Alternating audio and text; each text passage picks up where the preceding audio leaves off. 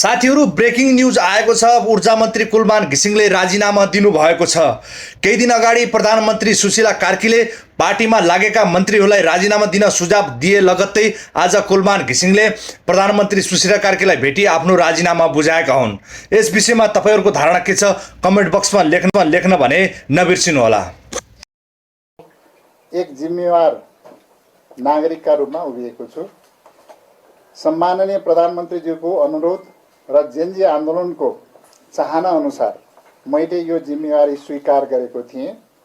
यस अवसरमा सबैभन्दा पहिले मलाई विश्वास गरी यो जिम्मेवारी सुम्पनु हुने सम्माननीय प्रधानमन्त्रीज्यू तथा परिवर्तनको पक्षमा उभिएको जेनजी भाइ बहिनीहरूप्रति हार्दिक धन्यवाद व्यक्त गर्न चाहन्छु।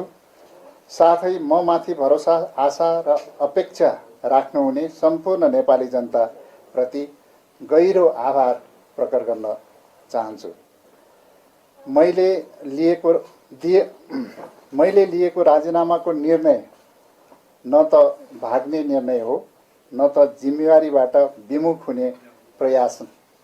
यो मेरो आत्मसम्मान, नैतिकता, सिद्धान्त र जनताप्रतिको प्रतिबद्धताको निरन्तरता हो।